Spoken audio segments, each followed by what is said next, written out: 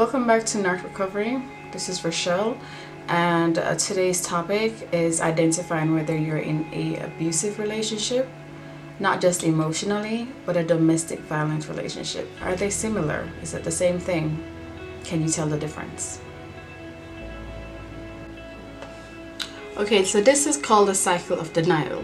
And before I get deep into it, if I look down, I'm just looking at my notes so I make sure that I don't miss anything and that my brain just doesn't go west when I really want it to be centered so you can get the information out. So this is a circle of denial. Okay, now in the beginning of any relationship, you have the honeymoon stage, whether it's a healthy relationship or it's a toxic relationship, right? Especially if it's a romantic relationship. So you have the honeymoon stage, and once you're in this honeymoon stage, you realize that you're always filled with, I don't know, anticipation. They call it the butterflies in your stomach. You want to always put your best foot forward. But there's also a honeymoon stage in abuse. So here it is. So your abuser, when they start to project their self-hate on you, they will often apologize. They will promise that it won't happen again. They will try to justify their behavior, saying, it's because I wasn't loved enough, or I came from this kind of family and I was always under pressure and I don't know how to express myself. Or if they do, like some of them, if they're addicted to anything, any substance, such as weed, alcohol, drugs, or anything like that, they will say, I wasn't in my right mind when I did it, and because I wasn't in my right mind, it won't happen again. They will also declare their undying love for you, that they absolutely love you, and it was just something that they don't know how it happened. They don't know how it happened, but it happened, and it won't happen again because they love you so much and you're the center of their world.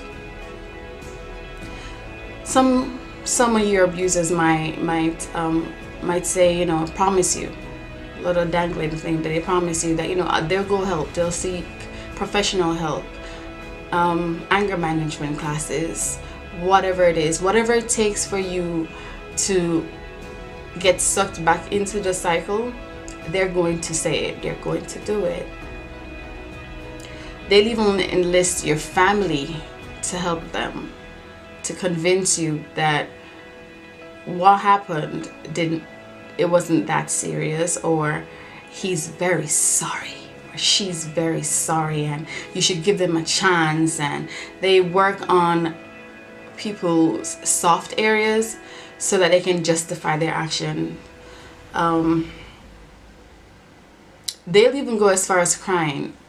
I remember being abused, and I just had enough of it, and I decided that I was going to call quits on the relationship. It was at a very early stage. I call it early because I was in mine openly. When I say openly, I mean so everybody knew I was with that person for 12 years. But secretly, it was an additional 3 to 4 years. Let's not. Abuse does that to you. I'm not in that situation anymore.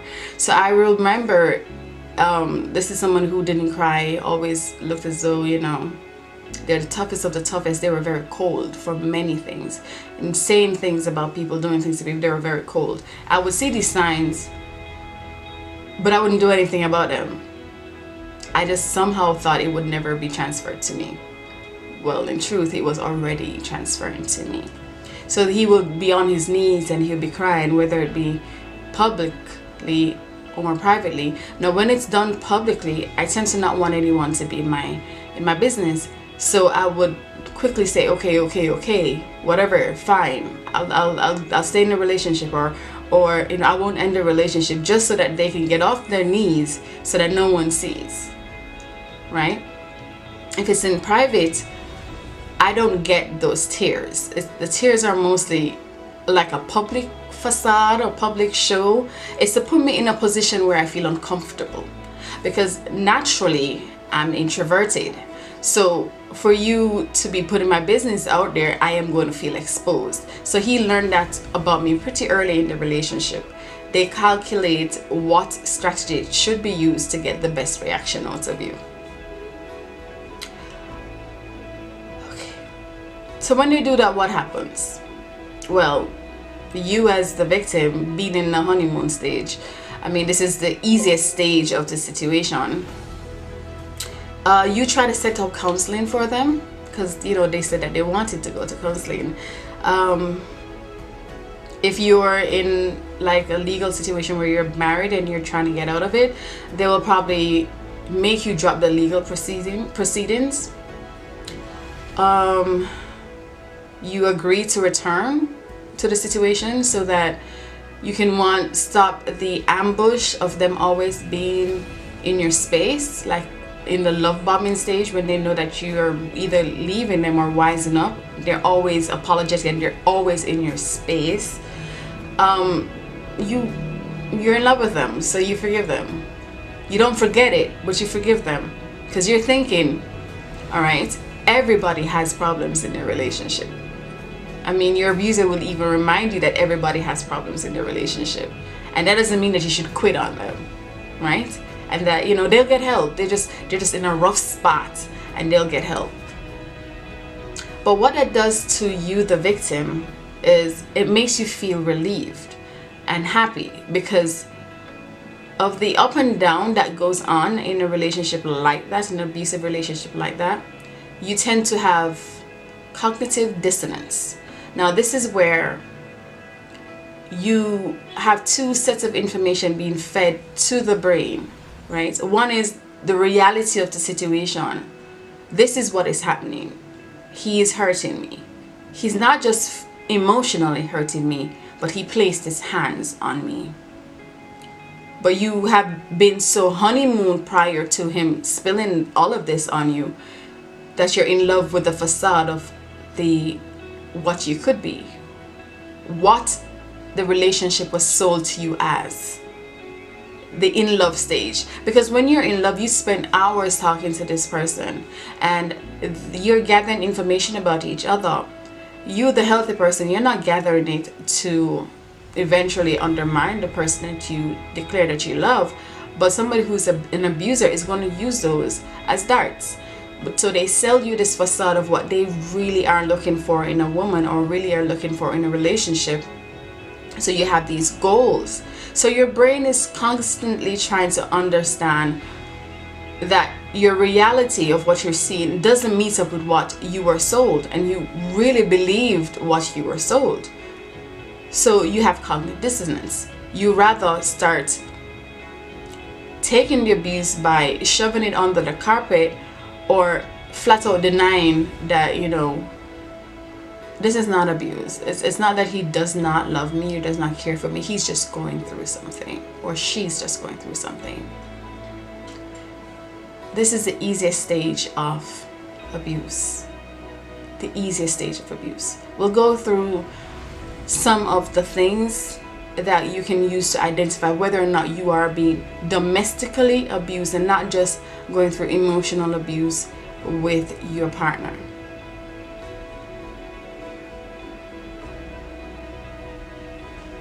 So on Women's Aid, Until Women and Children Are Safe website, there is a questionnaire to find out whether you're in domestic violence. The first questions, basically they say everyone has arguments, like I said before, and everyone disagrees with their partners and family members and others close to them from time to time. We all do things that we will regret because we're human beings, well, the healthy ones anyway. And it causes unhappiness to those who we genuinely care about. But if this begins to form a consistent pattern, then it indicates that you may be in domestic violence or emotional abuse, but definitely more domestic violence. So I had to ask the questions to myself. Has my partner ever tried to keep me from seeing my family and friends? And I had to say yes. There are times when I had to defend the love for my family and not take my abuser's side, and it caused a problem. It went as far as me pretending to be raped while in his car so that he will stop driving the car so I could come out of the car to go and help my family. Of course he stopped because, I screamed really loud and people started looking, so he let me out. The other question is, has your partner prevented you or made it hard for you to continue or start studying or going to work?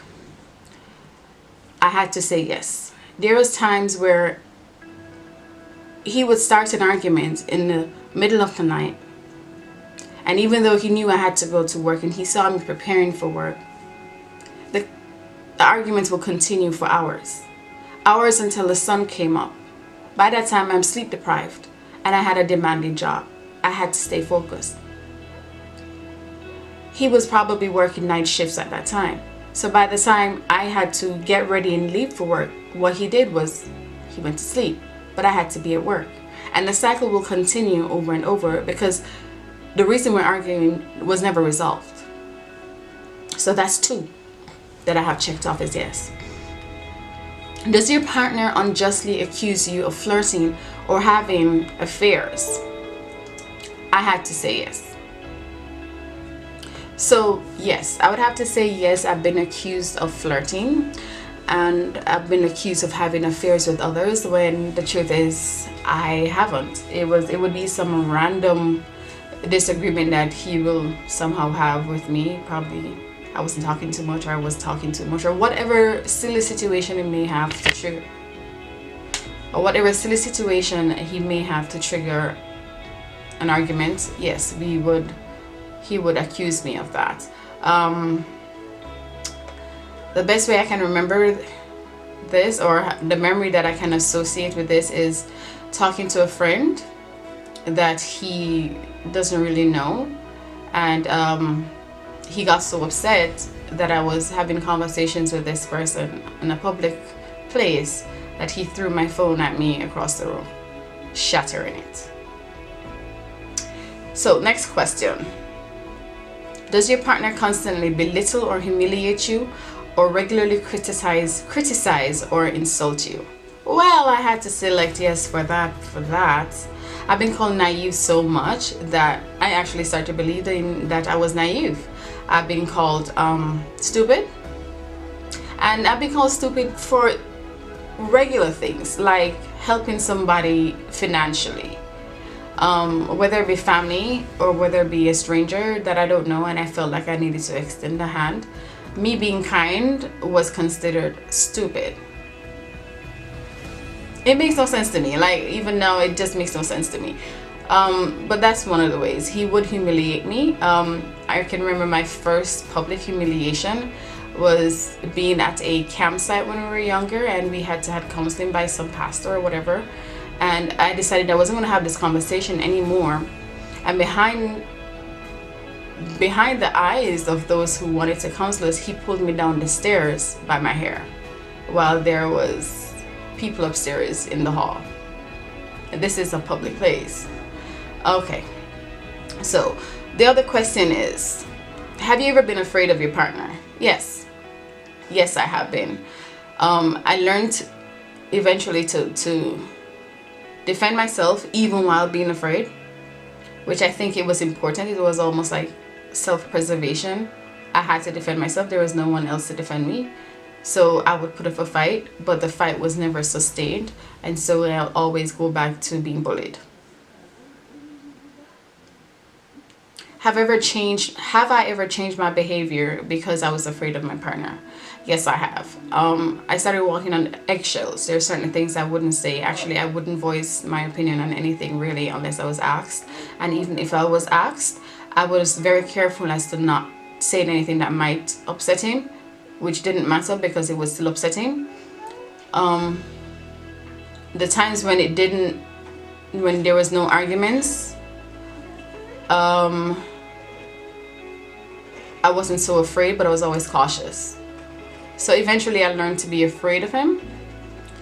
and more of is afraid of his anger or his rage than anything else. The next question: has your partner ever hurt or threatened you or your children? And I had to select yes for that one.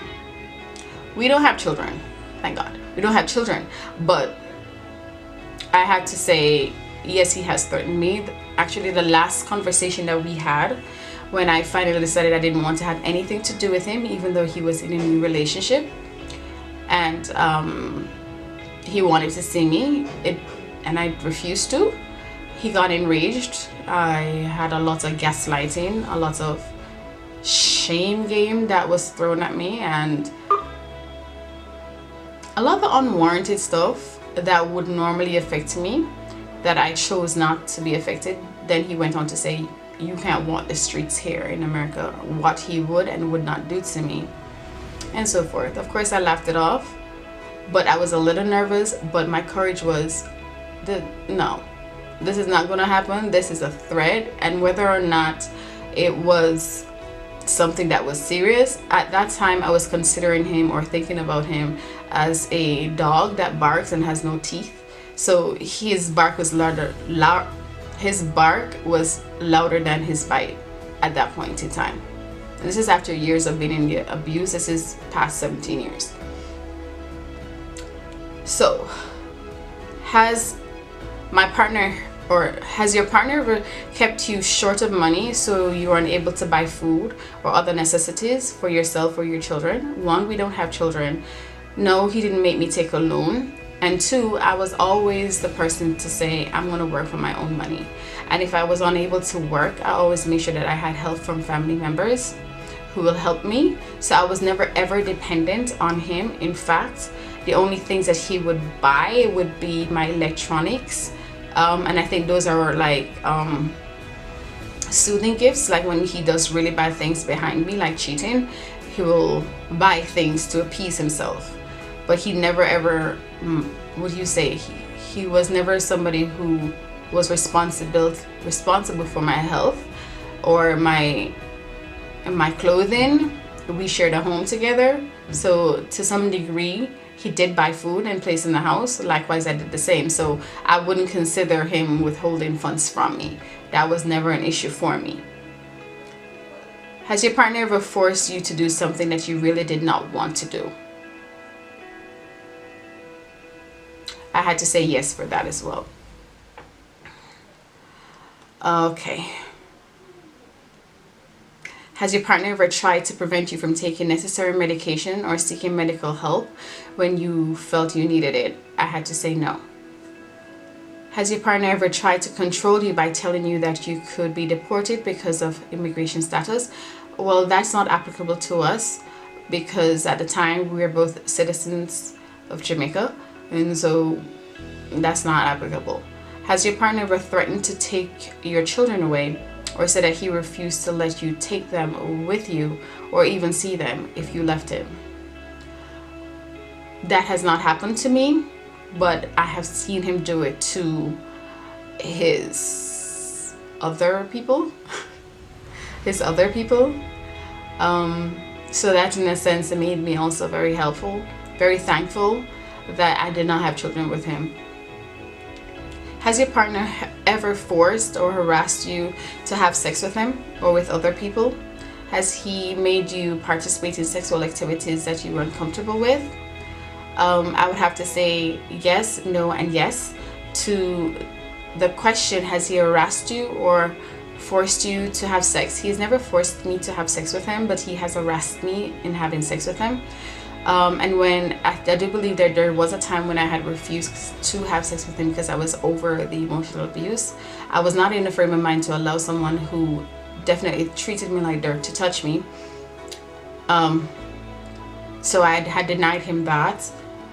He proceeded to throw a fit, put his hands around my throat, pull a knife at me, and then proceeded to stab the mattress in which I was laying on, which is on the side of my ear, while his hand was around my throat. The next question is, does your partner blame you for his or her use of abuse? his or her use of alcohol or drugs, mental health conditions, or family history for his behavior? No. He just drank when he wanted to drink, and do whatever he wanted whenever he wanted. They're a pretty close-knit family in terms of you don't know anything about them really, even though I've been in a relationship with them for a long time. Okay. The next question is, does your partner control your use of alcohol or drugs? For example, by forcing you to intake or by withholding substances. Well, I didn't do substances, but I always had was always belittled by him by saying that I was naive in a sense, whereas I was boring and I didn't know how to have fun, and I had a lot of inhibitions and I should let those go.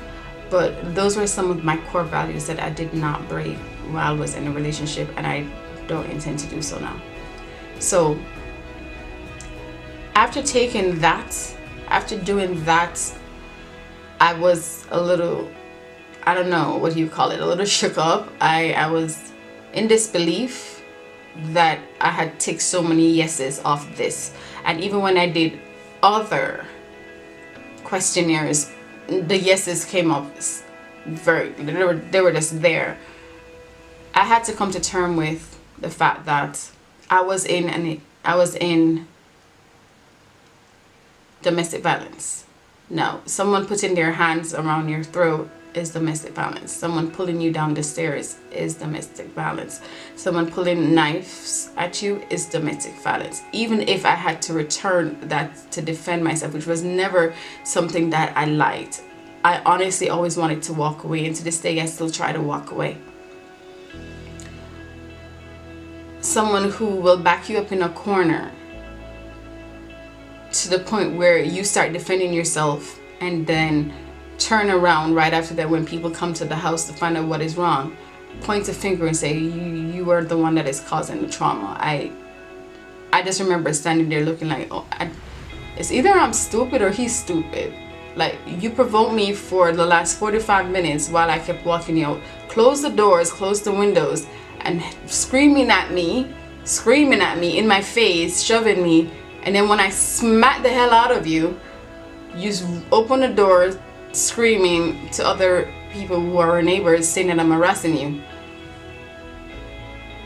To this day, I don't get it. I don't get it. I guess I should have returned the smack. I don't know. It doesn't make any sense. But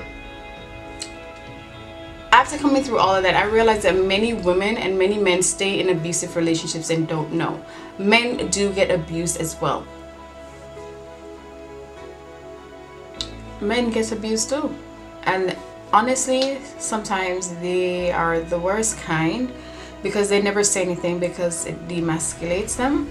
But as for females, we have to learn how to start taking control of our own lives. People treat us the way we allow them to treat us. And sometimes we do have to let go of the facade of the futuristic future that we can have with our partners and identify the fact that we are being abused, whether it be psychological, emotional, and in this case, somewhat physical. I've made myself a little bit vulnerable by sharing with you openly so that you can also share with somebody else openly. And don't ever be afraid of your scars. Heck, they make you who you are now. You are stronger, you are bolder, and you're a lot harder to push over.